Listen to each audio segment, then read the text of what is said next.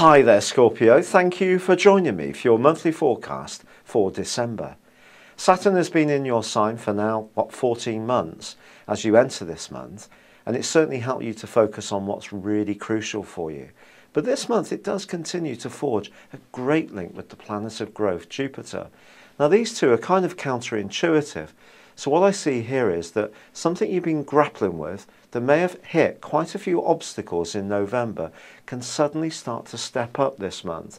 Sure, it's a time to have a good time and to enjoy all the festive spirit, but this other plan or project or strand in your situation is shaping up very nicely, and you need to be consistent to make sure that it continues to do so.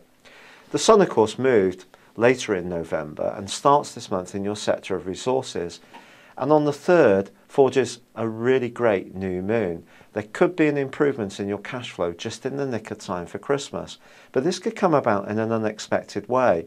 Generally, money is tight in the world at large, but your flair and imagination and creativity and even ingenuity could see you bring about some kind of windfall. Mercury joins the Sun on the 5th. It too forges a great link with Uranus. So if you do have a brainwave, tune into it. It could take you far. Now there is a very important move on the 8th. Your co-ruler is Mars. Mars is the planet of instant gratification. It's not particularly patient. And of course it is the planet of sex, the masculine side of romance. But it moves into a quiet, reflective part of your horoscope, the 12th solar house. And it's going to be here for a very long time. It's going to be in this location for 8 months. Ordinarily, Mars takes 60 days to work through each zodiac sign. This extended stay in Libra can have some profound implications for you.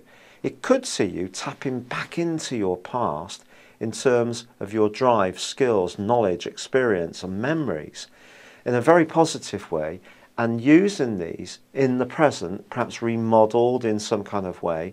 So have a think about that. If there was something you used to do years ago that went out of your life, it may come back into your life in the next pretty well over half a year.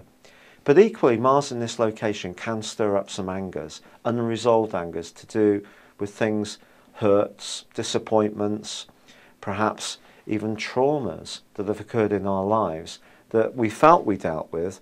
Mars has a tendency to stir these up and bring them out into the open again.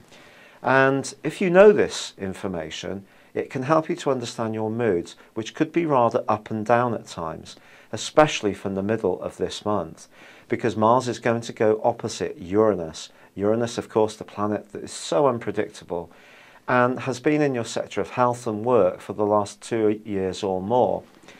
Uranus has been asking you to be more open to new ways of doing things, not so welded to the fixed side of your nature.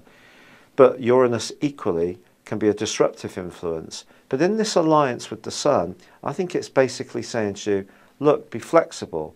But Mars is saying, but hold on, I've got these past issues. And Mars can be the planet of anger too. And in this area, it can swirl in and surprise us how it affects our subconscious. And if there's something around your working situation or about the relationships you have with people that's not quite harmonious, you could find yourself feeling a bit insecure at times in the run-up to Christmas, particularly as it squares, both planets square, with your other ruler of Pluto, which is in the part of your scope which is to do with you having an opinion. But you must also let other people have an opinion of you. It's all about being democratic, and you can be very much to the point, and you may be surprised by how other people may surprise you with their observations over the Christmas period. But certainly up until the 21st, when the Sun is set to change, I do feel that the enjoyable part of the Christmas festivities for you can be all the goodies, the traditional goodies, and you may find that your resistance is quite low to some of these. But then Venus starts to go backwards on the 21st in your sector of everyday communications, and then the Sun and Mercury join. This suggests that you can find yourself thinking more about what you want through the Christmas holiday, and your communications with people can improve, particularly with people like neighbours or perhaps close family members, that in the past perhaps you've not always got on well with. But it's all about the role of Neptune, because Neptune forges an awesome angle to both the Sun and Mercury on Christmas Day, suggesting that there could be one conversation that helps you to feel a lot happier. Perhaps someone's going to surprise you with a Christmas card, or you're going to surprise yourself. It's said that Scorpios can hold grudges more than any other sign. If this is true, Mars is going to challenge this hugely for you over this next 8 months, because it kind of says to you, yes, you can hold grudges, but it also uses up energy inside your body. Those emotions are trapped inside of us. If you can let them come up and release them, it can be really cathartic. Holding them inside is not good. And therefore, that angle between the Sun, Mercury and Neptune on Christmas Day is an opportunity to hold out the olive tree, to be more peaceful in your approach. But as this year runs to its end, such a collection of energy gathering around Pluto suggests your determination to transform some of your thinking, and it may be through some of the lessons you've learnt of December, can be very, very high. But as much as you may have an opinion, it is also important to listen. And that's really the nub of this month. And listen to your own self, to anything that perhaps you've pushed to one side in yourself that's not quite as resolved as you thought it was. Thank you for joining me. Good luck and goodbye for now.